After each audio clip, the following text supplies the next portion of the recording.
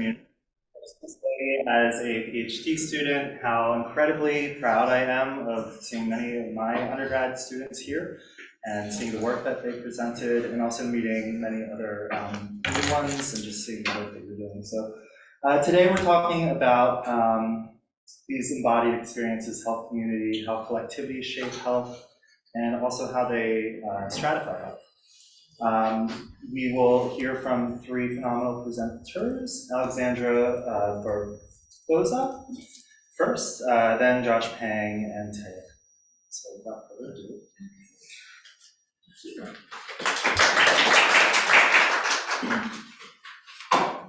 Sorry, so which of the slides do I need here? Sorry, that's the top one there. The top one? Perfect. Yes, thank you so much. Wonderful. And I'll just get everything set up here. Okay. Well, in the meantime, I suppose I'll introduce myself. Good afternoon. Thank you very much for coming. It's nice to see some very familiar faces in this crowd. For those of you who don't know me, my name is Alessandra Barbosa. You may have seen me haunting the Enso Basement Lounge from time to time. I am fourth year standing here at UBC, and this is my second year studying sociology here at UBC. I was born and raised here in Vancouver in a religious setting by my wonderful parents who are on Zoom this afternoon. Hello. And I mention these elements because they've significantly affected my conceptions, perceptions, and attitudes towards sex, as I will briefly describe it in my next section, positionality. I'd like to first emphasize, though. Yes, I see. right I have for you. control. Yeah, excellent. Yeah, okay. Very cool. Okay. Did not expect that. This presentation is based on a theoretical paper that I wrote this past year, October 2022, for Soci 370. It is meant to be a synthesis and conversation between social theorists on a modern topic of importance and interest to myself. However, I would like to eventually conduct an empirical study on this topic, if possible. Maybe an honors thesis is in the works. So for the next 9 minutes or so, depending on where we are for time, I will provide definitions for the key terms of oppression and sexual expression as positioned in existing sociological literature. And then I will take you through my thesis statement and synthesize Marx and de Beauvoir. Finally, I will apply the theory using news articles and personal experience. And I have control once again. So, I don't think it's much of a surprise what the quote is saying here. I guess we just need to look at the news for why massa vini comes to mind. I'm sure that we can also bring to mind some choice words and phrases, derogatory terms relating to women. I've merely highlighted this quote just to emphasize the different ways in which the female experience is devalued, and to emphasize that my theoretical work specifically pertains to the niche of sexual exploitation and expression. Okay, so I'd like to just provide a general, broad overview of oppression first, and just take you through my definition of that. So here, oppression is a relationship between groups, as stated by New 2001, in which one group acts in a way that harms or disadvantages another. And I've sort of split them, in terms of sexual expression, I've split them into two forms: systematic mistreatment and withholding information. I found the key phrase systematically mistreated very useful, as it implies that as a result of social practices, human needs are not met, people are made to suffer, or their flourishing is not permitted relative to other groups and to available knowledge and resources. In terms of withholding information, I think about sex education curriculums and how in those boys' sexuality is generally overtly more linked with pleasure, and then conversely, sex education associates female sexuality primarily with reproduction or positions females solely as victims of coercion. Indeed, sex education does not discuss the location, function, existence of the clitoris or other pleasurable parts about sex in relation to women. And as a result, as I've put up here on the screen, while 75% of heterosexual men reported having orgasms from partnered sex on a regular basis, only about 29% reported the same, which is, we should be changing that, is what I think. Yes, there we are, next slide. So I think I'd also like to bring in my positionality here as well, as I think it's slightly unique. to the situation. So through simple conversation, I deduced that unlike many of my peers here at UBC, I did not receive a formal sex education in the Catholic high school that I attended. Not that I have anything necessarily against what was taught to me. It's just that I would have appreciated more of a broad perspective on sex. Yeah, there are groups.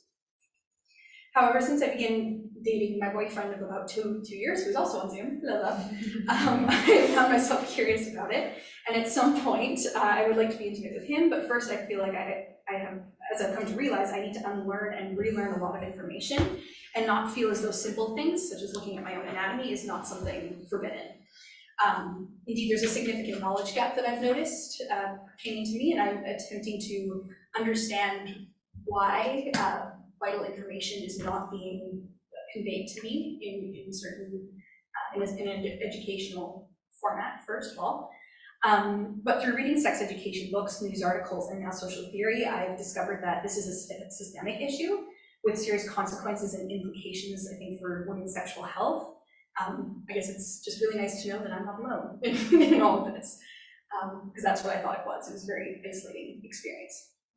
So pertaining to my thesis statement, one way that I found helpful for understanding how female sexual expression continues to be oppressed is basing the argument in the Marxist tradition, specifically through the concepts of species being and alienation. However, the Marxist concepts cannot provide the necessary insight into specific issues pertaining to women, and so therefore it's critical to supplement with an understanding of how women are positioned in relation to their male counterparts, which is explained by Simone de Beauvoir, and I've also incorporated sex educator Emily Nagoski as well. As I'm sure we're all aware, we all know Karl Marx's theory of estranged labor, and at some point in time we've all read it. I guess, yeah, considering that he was writing social theory in the 19th century, of course he did not have female issues in his mind, and nevertheless he did provide a framework for oppression, which I'm basing my argument for the oppression of female sexual expression on. Just to provide a brief overview, as some on Zoom may not be aware, Karl Marx claims in his theory that man is a species being, that he is aware of his existence and experience in the natural, and that his experience in the natural world differs significantly from other beings. And he defines himself through this distinction. And this involves man producing even when he's free from physical need, to quote Marx, which is deemed to be conscious life activity. And as a result, he also treats himself as, that's me, don't worry about that. Oh, I see, okay, I thought I was controlling something. Specifically, this involves man producing even when, sorry, I lost my place. There we are. So, however, when man begins defining himself by what he does, he becomes distressed because he's conscious that what he's producing is merely just satisfying his material needs, rather than, and that opportunities to occupy oneself with conscious life activities are restricted, something that is more fulfilling for those on Zoom. Further, the will to engage in such activities is spent because he's exerted all of his energy producing what he needed to survive. In other words, he completed animal work. If he thinks that his alienated state is an individual problem, he also fails to see that others are experiencing the same. And if men fail to perceive that as a collective struggle, they are restricting themselves significantly from changing the system, and thereby subjecting themselves to unjust treatment and control, otherwise perhaps known as oppression. Oh, I see. No, I just had to get back in so that you could. Yeah. Oh, understood. Thank you. And so next I would like to bring in Simone de Beauvoir to fill in some of the gaps here and to also synthesize these two to put them in conversation. The concepts of species being and alienation can be applied to the context of continuous oppression. So to put these two theories in conversation, theoretically, women are also species beings on account of the fact that they are human as well, like men. However, as Simone de Beauvoir asserts, simply by virtue of existing as a man renders a positive connotation. Indeed, man represents both the positive and neuter to such an extent that in French, the word homme designates human beings. Therefore, unlike men, women are the negative. And they're thus restricted from accessing complete status as a species being because they have been socialized over time to perceive men as the dominant sex, the one with authority and control. And this is where I'd like to bring in Emily Nagoski, the sex educator I was speaking about earlier. Sentiments of Simone de Beauvoir appear in this book, and here she identifies 3 messages that every woman continues to be exposed to regarding control over sexual expression, and the moral message is the one that I would like to focus on for the purposes of this presentation. The moral message conveys that there's only one right way to behave, and that there's only one right way to feel about sex, not to feel anything about it at all, really, but to accommodate the man to whom your body belongs. And so now, if we want to bring in the Beauvoir and Marx, if a woman is engaging in sexual activity according to this moral message, simply because there's a man deems her responsible for providing his pleasure, she's directing the focus away from herself, and then she's probably bound to feel used and be aware of that, because if she's a species being, she's conscious. As a result, she becomes distressed and gradually begins to feel isolated from herself, and perhaps even berating herself. Not that I would have any personal experience with that, by saying that what she wants does not matter. In this sense, women, to quote de Beauvoir once more, live dispersed among men, tied by homes, work, economic interests, and social conditions. Well, 2 minutes, oh dear. Here she sits in a state of alienation, because she has more connections for survival to men than she does to women. And so in this way, I think that women are producing this animal work. They're being defined by what they are doing, just by engaging in the physical aspects to reproduce the species, but also to provide pleasure rather than receive it. Okay, oops. And so I guess just to try and briefly wrap up here, I'm just wondering what the implications are. What else are we not telling women? It seems like there's a lot of articles out there that are saying basic biology. So there's a couple of New York Times articles that I found very interesting. This is actually the one that inspired my paper, but I thought was a really good illustration of what I've been talking about. It was published just a few months back. Say about that. It just reveals how the North American medical systems continue to oppress by not informing themselves and women in their care about this.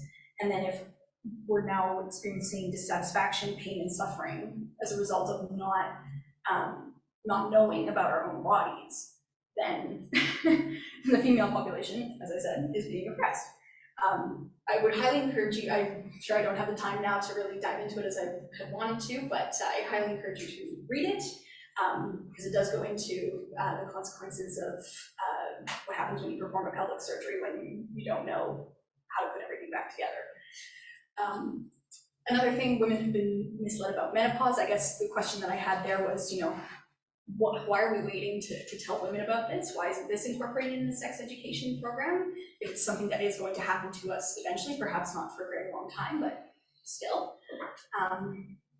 And what is the result of delaying the relation of this information? From what I could gather, it was limited agency and autonomy, and I know I'm running very short on time, so just trying to do that. Just a moment. Yeah, if you can see. That's right, we have to rely on the medical professionals who can't be bothered to study our own anatomy and make crucial mistakes during procedures, and so it seems like we can't really, there's not very many avenues to explore and sources to explore regarding our own sexual expression and information about that. So then where did I want to go from here? I wanted to empirically test some questions. They're not fully formulated. I've had COVID for the past couple of weeks, so I did my best to put this together. So those are just ideas. I'd be really curious to see how religion impacts sexual autonomy, and also to what degrees education influences the individual decisions, something that I'm currently working on through survey in Dr. Robinson's class. Yes, and so finally, just before we go to questions, I would like to thank all of the people who are up on the board. Hopefully none of them are cut off on Zoom. Yeah, it purely takes a village. I'm so grateful for everyone who was able to encourage me. I would not have been up here otherwise. So thank you very much for listening to my presentation, and hope you all have a wonderful day.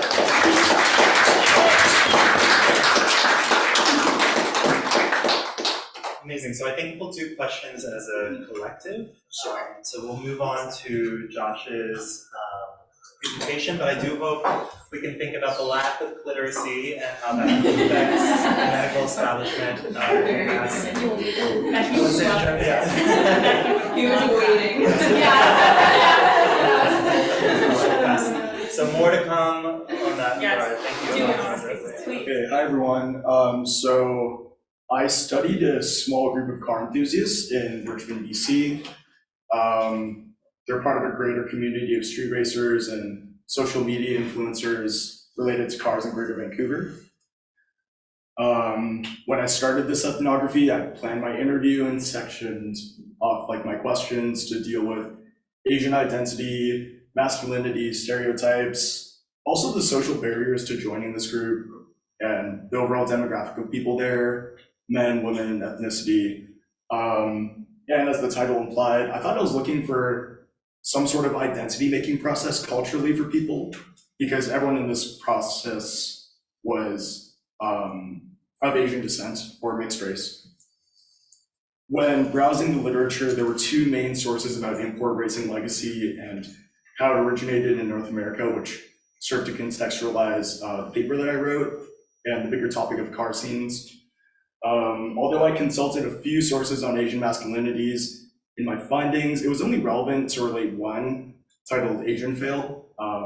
This delved into the identity forming process, which people dichotomize the Asian nerd stereotype and going against that grain. But as I keep presenting, it'll get apparent that Asian masculinities became less relevant to my research. I did a 28-minute qualitative interview in person. I recorded it on my iPhone and transcribed it through free software called Otter. I took field notes over the course of 4 months in 2022. And from the data and methods, I came on to some new realizations. I don't think cultural identity is a big part of this group. I think it's at least not a phenomenon on the surfaces that I saw through conversations, my interview, going to car meets, or the social media presence.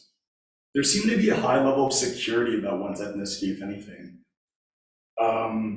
The next thing was learning about two different kinds of enthusiasts. There were people there to race, and there were people there to flex their car and gain notoriety. Scroll down. And I also witnessed and heard a lot of immature and delinquent attitudes towards women in the group, sexism towards women who drive, and they were kind of placed on a pedestal. This is documented in the sources I went through by Juan and Peng in 2004 in the Southern California street racing scene. And it's a common meme and a common trope on social media.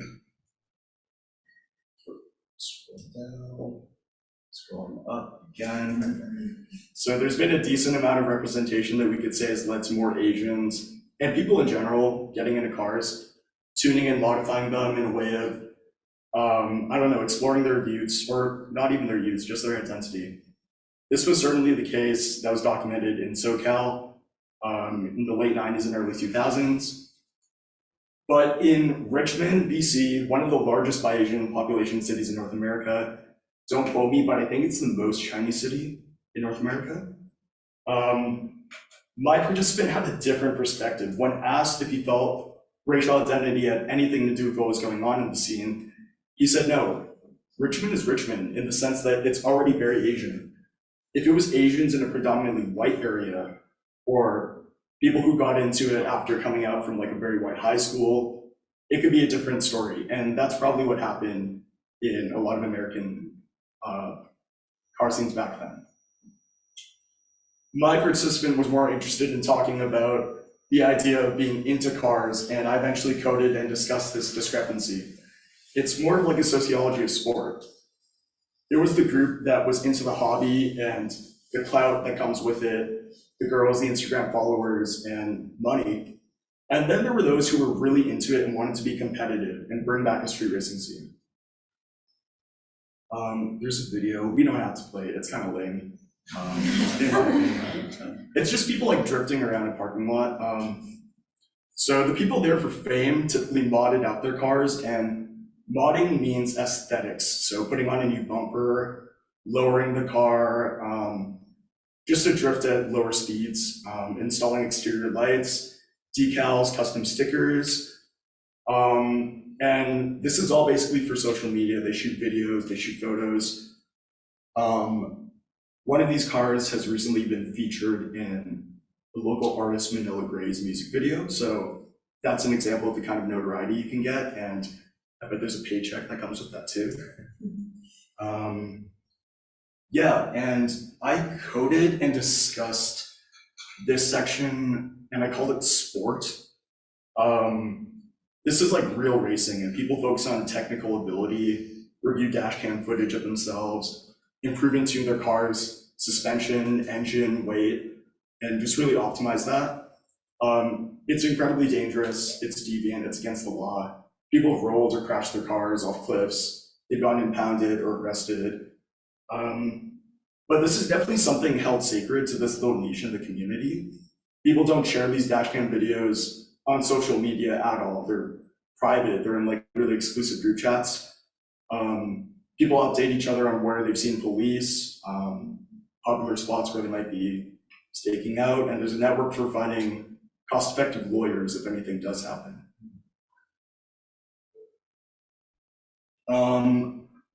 So my participant voiced an acknowledgement of the risks of this, that it's pretty immature, but they were not explicitly stating the danger of racing.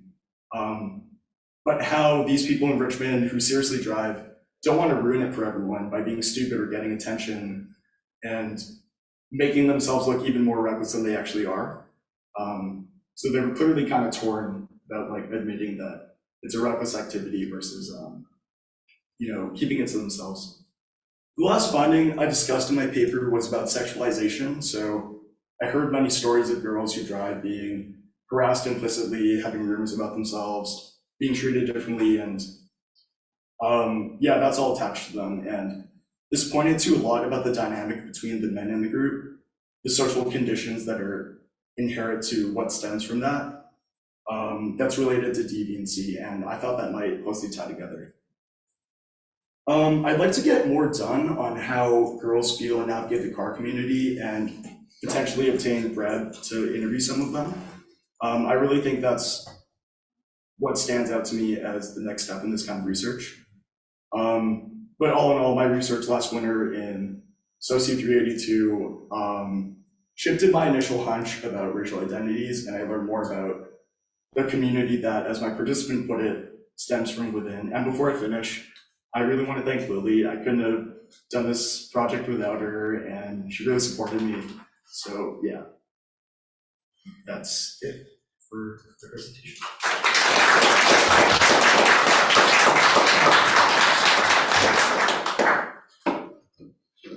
Oh, Lord. All right, so we have, last but not least,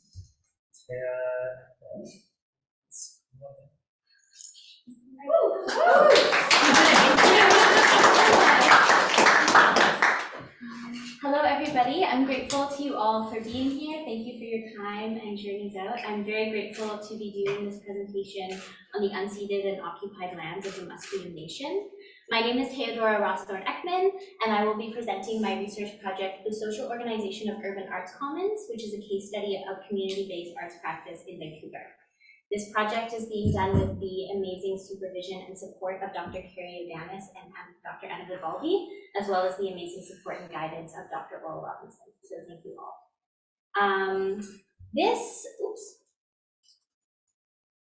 So I'll first present the research question and focus that guides this presentation.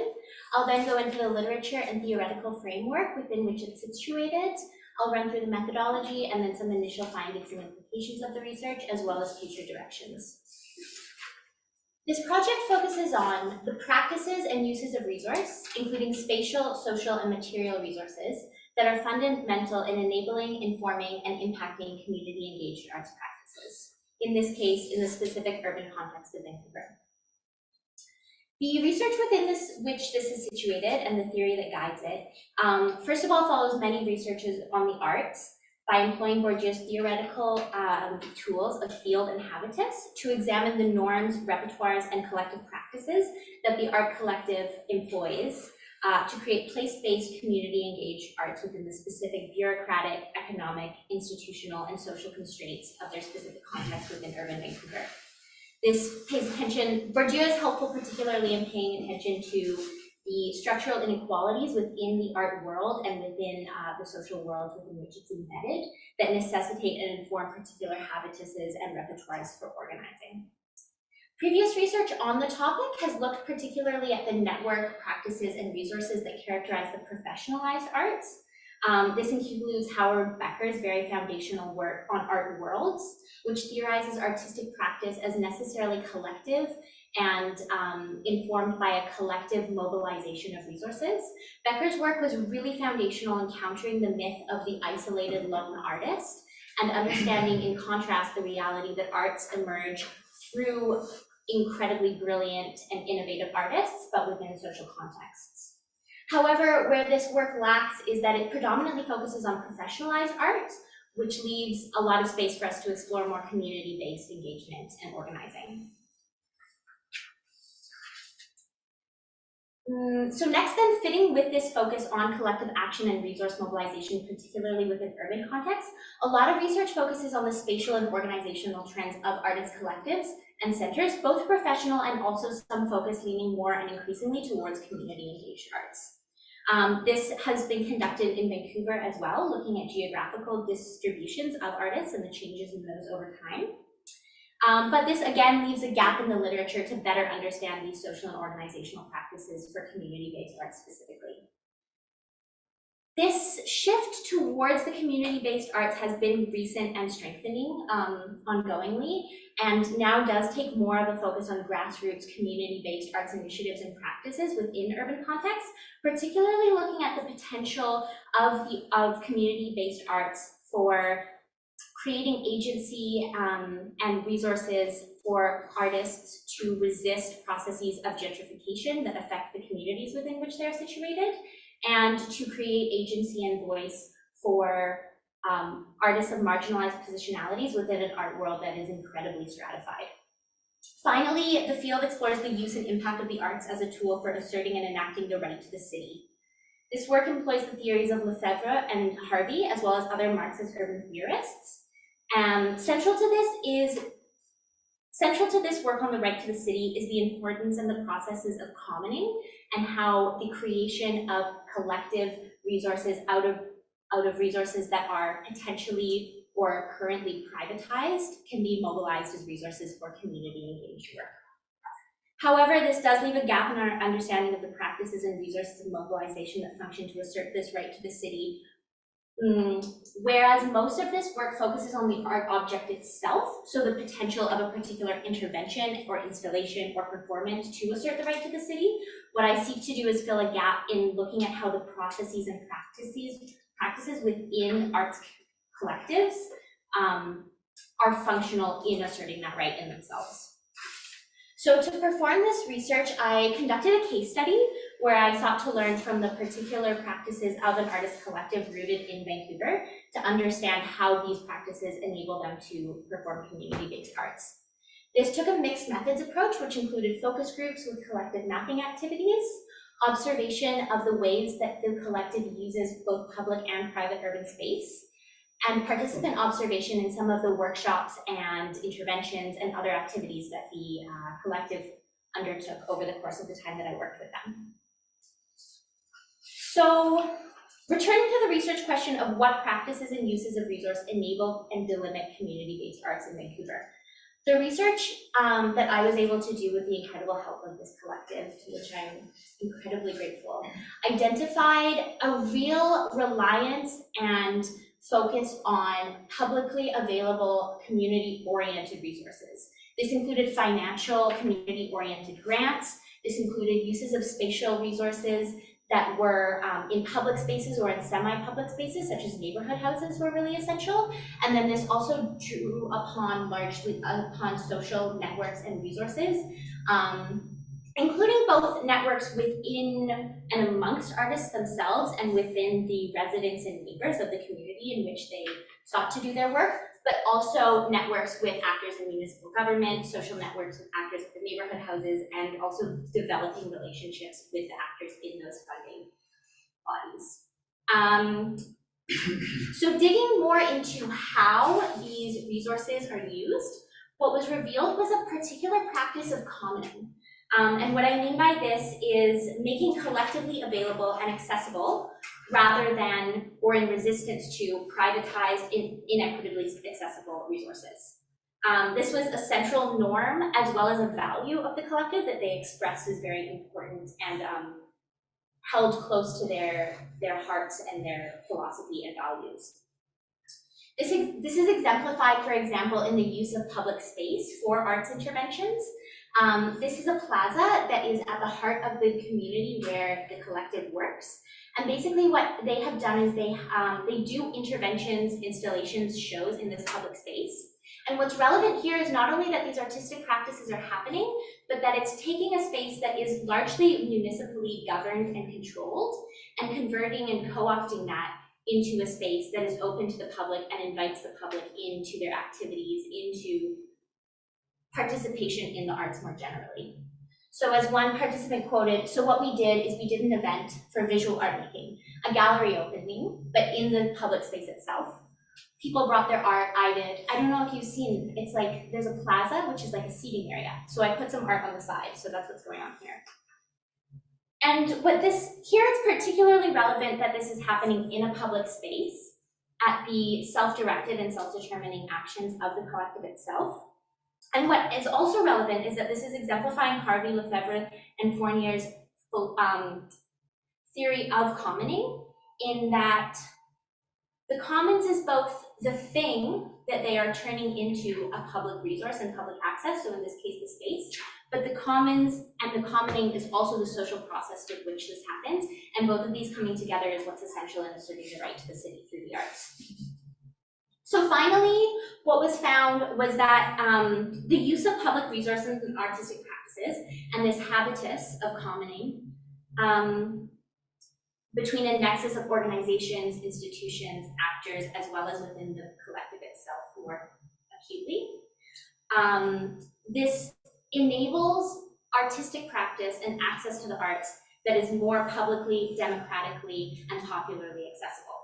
This habitus that they employ of commoning constitutes a new art world, which draws upon these different institutions and organizations, what Becker characterized by collective action and resource mobilization, to produce an artistic practice that is open to the public, that is more welcoming of the public, and that, in other words, is not limited by the access of social, financial, and cultural capital that so often delimits the access of a particular person or group to the professionalized art world that has been more disproportionately examined.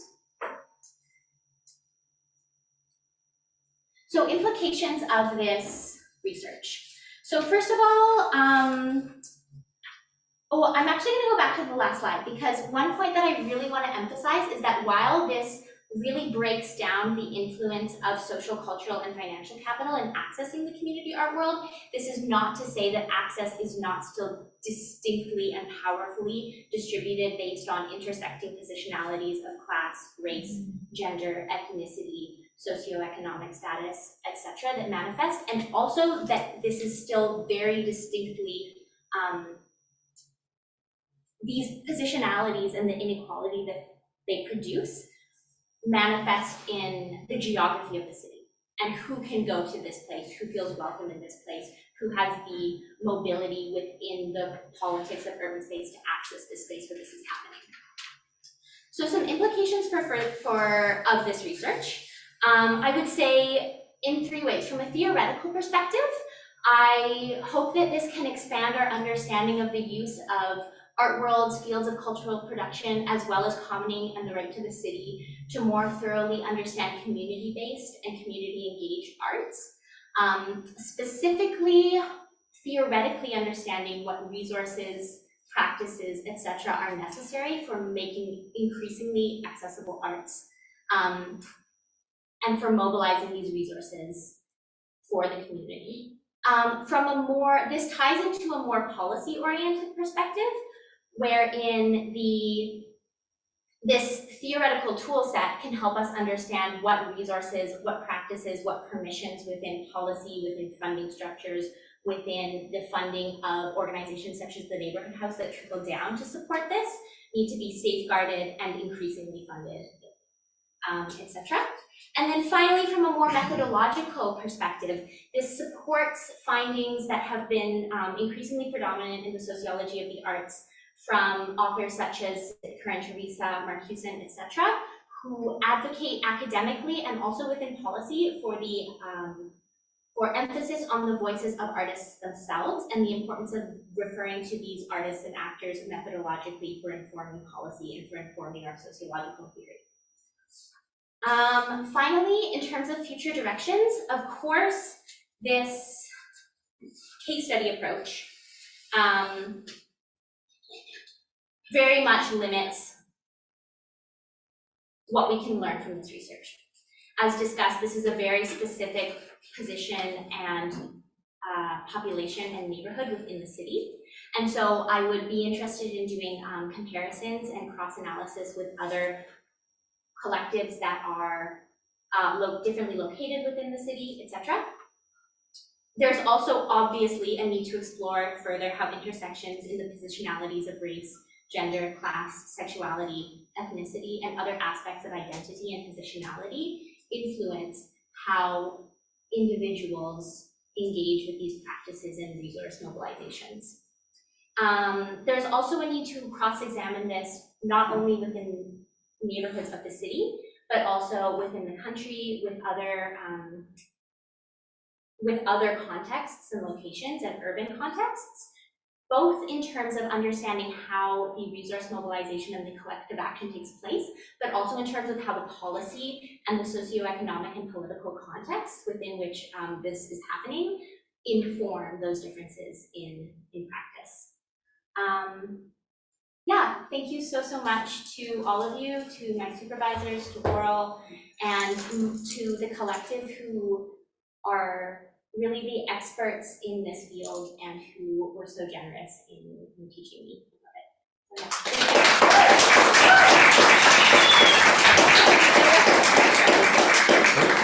I don't know why it's not. Oh, Wow, what that's great. amazing expert panels. So we're going to invite the speakers to come back up to sit in front of us so we can have a Q&A session. I have a question for Teodora, and you may have touched on this already, so maybe if you did, just elaborating on it. I'm curious about, like, from the perspective of your participants and the artists, how aware were they of the, like, calming effects of their, like, art efforts, like, in terms of, like, demobilizing resources and, like, claiming agency in terms of right to the city? Was this, like, something that was an intentional outcome of the artists in their work, or was this kind of something like they were doing their art more so because they enjoyed it and was kind of an unintended positive secondary outcome? Mm-hmm. I would say there's two ways in which I would answer that. First of all, there was a very explicitly expressed interest in engaging and connecting with the community in the local neighborhood, artists and non-artists or amateur artists included, and this guided their practice and their actions and the work that they did and how they did it, for example, in public space at the neighborhood house, etc. I wouldn't say that this language of the right to the city and of commoning was used to articulate that, but it's definitely something they were aware of. Secondly, I would say what was very strongly expressed was a frustration and criticism of the ways in which arts funding is currently distributed within the city, in ways that prefer and prioritize professionalized arts that are more accessible and in ways in which perpetuate the inequality of access to the arts. So that criticism in terms of kind of the counter to the right to arts was expressed. Yeah, thank you.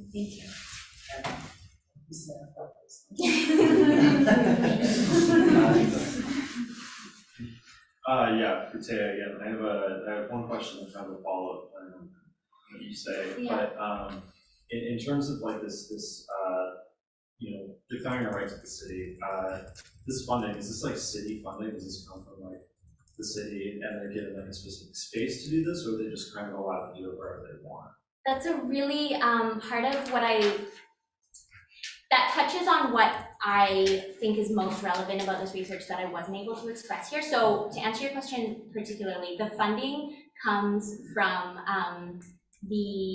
it comes in the form of neighborhood small grants, which are provided by the Vancouver Foundation, which is a large, I guess we could say philanthropic organization that has a big influence in the city. In terms of how it interacts with the use of public space, that funding is pretty small and parceled. And so something that's an issue with that funding is that it is more accessible to folks who are able to provide the free labor of organizing and using it for artistic practice, because it can't be used to pay for labor. So that is a force of inequality that plays out in the use of public space. And then in terms of how the public space is able to be used itself, this is a nexus of permissions from local businesses who have influence in BIAs, as well as certainly the municipal government, who the collective actually expressed having really great relationships in terms of their acceptance and flexibility with these projects. So yeah, thanks for the question. And the follow-up to that, like coming off of that, is I sort of wonder, you know, I walk around Vancouver, I live downtown, and it's easy to notice things that are like very specifically made by people who live in that area, like community pieces, ones that are put together by a group of people, obviously a bunch of different collaborators, and then art that tries to capture that idea, right? It's like a painting on a building, but it's obviously done by, it's either declared to be done by a single artist, or it's like a part of the building itself. And it's trying to present this like community art approach. Like, hey, look, you know, we have an artistic community here, but it's sort of, not that it's necessarily disingenuous, but it's not nearly as common as these organizations. And I just kind of wonder if there's anything brought up about that kind of intersection between those two forms of art, one that's more like industrial, look at how beautiful our city is, versus you know, letting the artists have the freedom to do what they want to any sort of public space. I have a lot of ideas about this in terms of like the role of art as a form of like cultural capital that interacts with processes of development, etc. But what I would say in terms of this research and what was discussed in the focus groups is that there is an antagonism towards art that is intentionally used for this branding and development that was expressed, but it's really complicated. Yeah. I don't know if that answers the question. Yeah. My question is for Alessandra. Thank you so much. I really enjoyed your talk. Thank you. So at the beginning of your talk, you cited the orgasm pleasure gap, and I've been Yes. hearing about this gap for like decades. I was wondering, during your research, if you came across any information about like whether this gap holds for queer women or like gender non-binary people, because I'm pretty sure when we talk about this gap, it's usually like based on cisgender people having straight penile vaginal sex. That's right, yeah.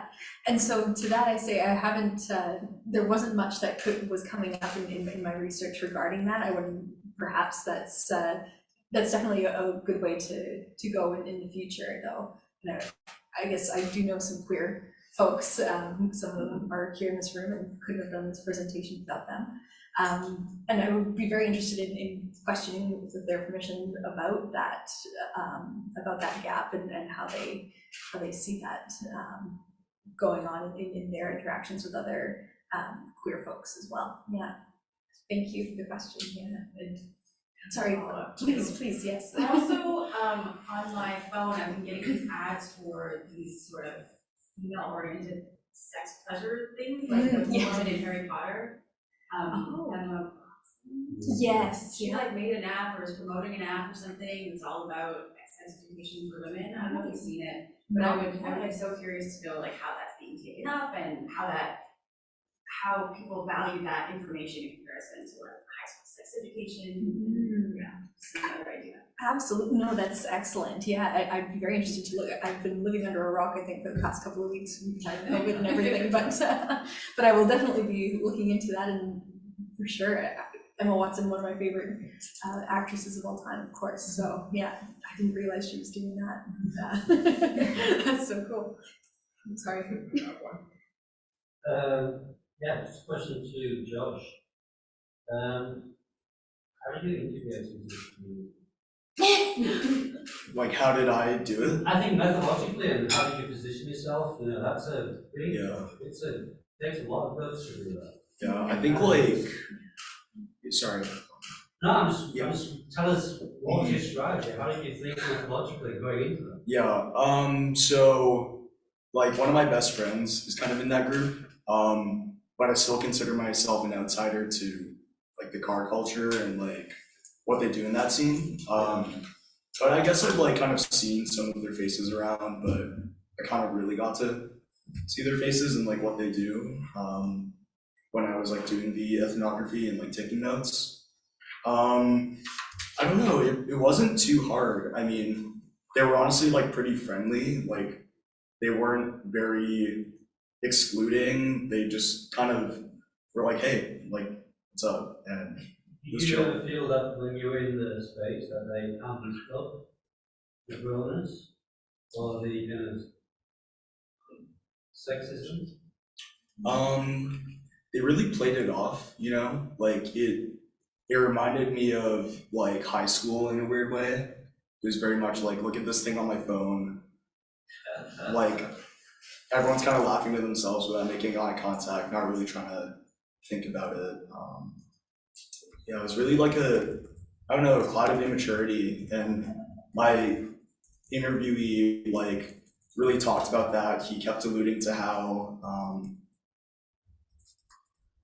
these people are really compensating for something they didn't get out of high school. That was like a theme I kind of coded when I was going through my interview transcript. Yeah. Just a follow-up question to that, because your friends in the prison or like the study, how that shaped or how did that bias your opinions or? Yeah, good question. I wish I talked about my research positionality more in the presentation, and it's something I talked to Lily about a lot too. This was Soci 382, so it was like me learning what like qualitative research is like, and I was really glued to my hunch about like Asian identities and identity making, but I think I really understood my research positionality during the interview when I asked that question, which was, you know, like, do you see this as like a cultural process for you? And he said no, and I kind of just went like, wow, so the answer is no. So yeah, and that was like, I think I worked on it for like 2 more months after that, out of the 4. So I will say that like my positionality for the first 2 months was I wasn't like being completely open with what was going on, and I guess I just became more objective when I was at car meets or watching people drift and stuff after that. Yeah, does that answer? Have you written any alternate ethnography on your experiences? Any other ethnography on it? Well, you can basically reflecting back on your own experiences through those months. I mean, maybe you were journaling at the same time, but I think going back to those and thinking through that would be it. Yeah, thank you. I still like sometimes show up to the things just because I know some of the people now. Yeah. Yeah, there's some slow weekends in February, and so I got to reconnect, I guess, a bit. And UBC sociology rejects objectivity. Emily?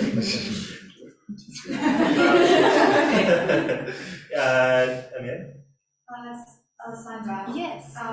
You talked about this in your presentation, so let's you probably answered this in your presentation already, but I was just wondering if you could re-articulate how the Marxist concept of restrained labor relates to sexual education or The lack thereof, yeah. And so to that I say, let me just go back to my memory.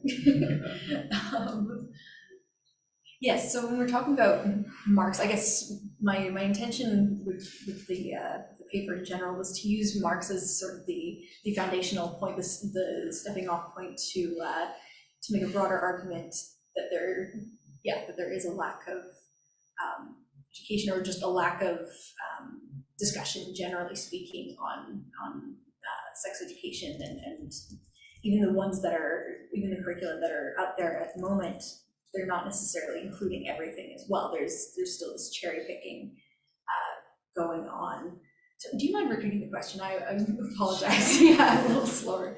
So I asked how the concept of restrained labor relates to sex education or yeah, and so I guess I wasn't so focused on first of all on the theory, the broader theory itself, because I am aware that he was writing for class struggle rather than this particular topic.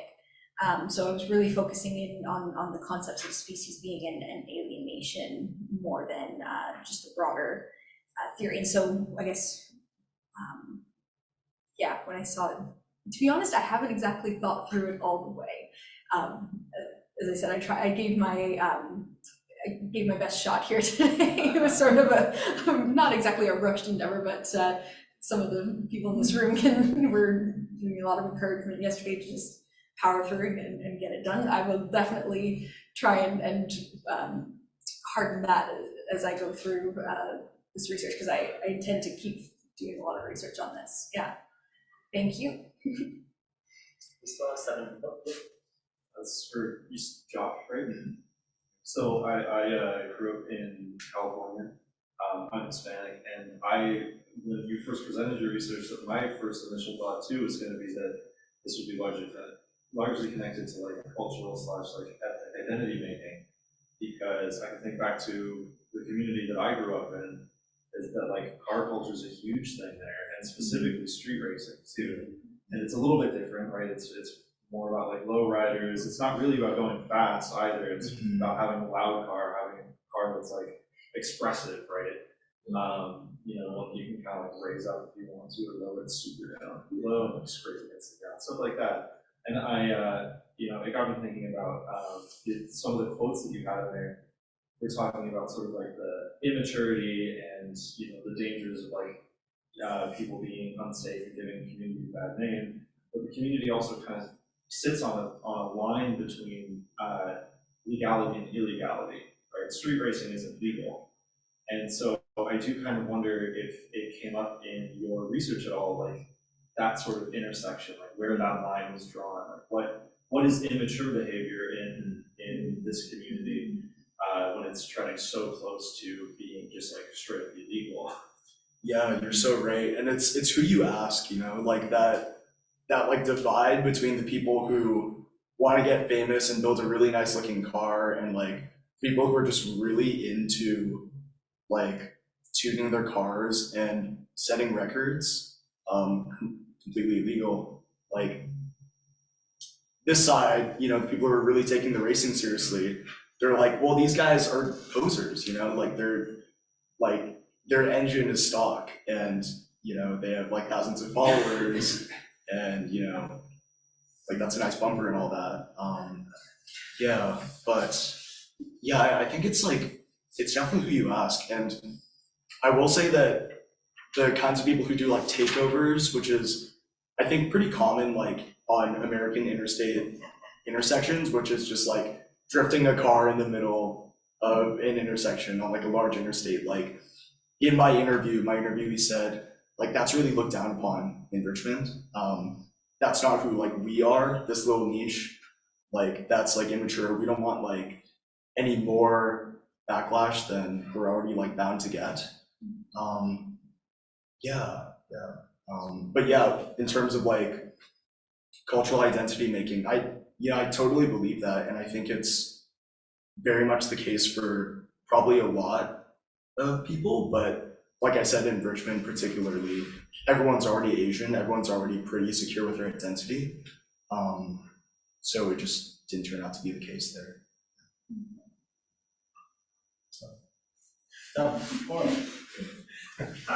For you, Theo, in terms of, so you started talking about like the institutional constraints around funding. Yeah. But were there any other kind of pushback that kind of rallied these artists or forced them to form this collective? And what does resistance look like or opposition to their work? I would say that at like a very micro level, the greatest opposition that they were facing was from the local neighborhood itself, where this intervention is kind of contested, of course. So this ties into policy. So what happened, that was expressed a lot was resistance from neighbors to the interventions and the events happening within their neighborhood, wanting to keep a certain degree of control, quietness, and uniformity in this like residential neighborhood in ways that are really tied with the zoning regulations of that neighborhood. So actually what the collective was doing was both in contravention of the like dominant values of control and kind of quietness in the neighborhood, but also in contravention with the zoning regulation. In terms of the larger issues that they were facing in terms of, there was another thing that was like largely discussed was the barriers to participating in the collective, because it's technically like free labor being committed to this artistic practice, and so folks experiencing material and socioeconomic barriers to using their time that way.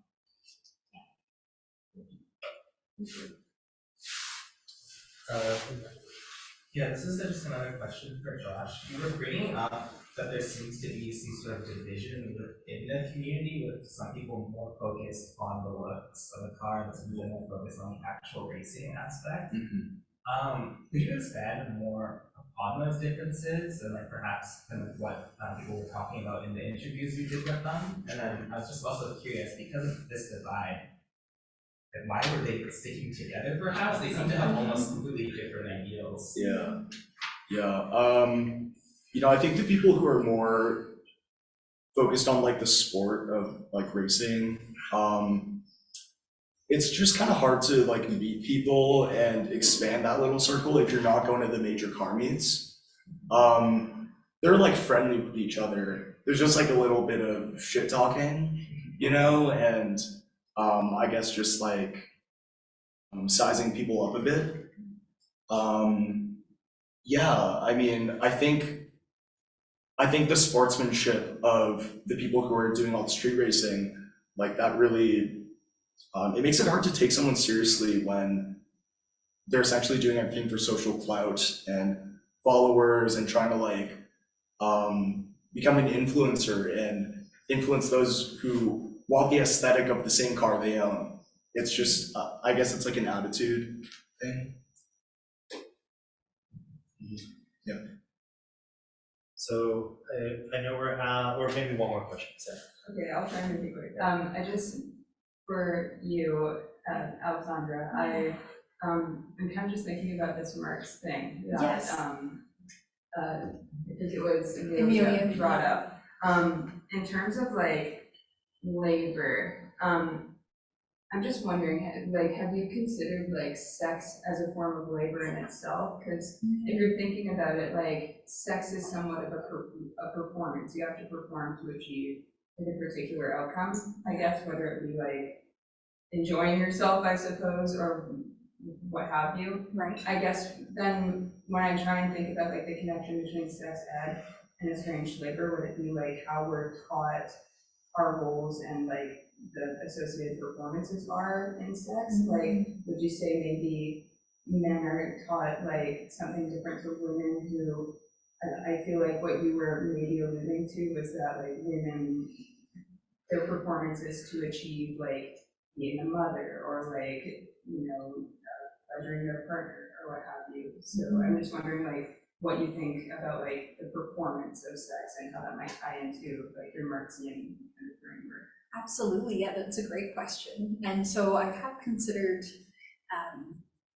definitely considered that position. Yesterday, in fact, I was thinking a little bit about social reproduction theory. I thought I might, slide it in there a little bit, but I, unfortunately, as you saw, didn't have time. So I thought about putting those two in conversation. That would have been a very interesting thing. In terms of the performances, I guess when you're talking there, I'm reminded of another theorist, Cooley, who's talking about the performance of self, and even George Herbert Mead. Putting those two in conversation here probably would have also been very helpful. In terms of, so in bringing those theories in could potentially expand on that reproduction, and maybe even, I think I was talking to Matt yesterday about Marx and bringing in some of his later work as well, realizing that he didn't have the same perception of oppression and things throughout his life. What I was citing was more of his earlier work. But yeah, looking at something a little bit further down the line, seeing child labor and all of that as labor as well, that could be very interesting. Thank you. Just want to extend another very big-hearted thank you to the three presenters we just had today and for their teaching, and give them another round of applause.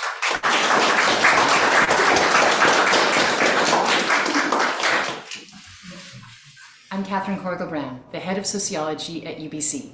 Thanks for watching our video. To learn more about UBC sociology, please subscribe.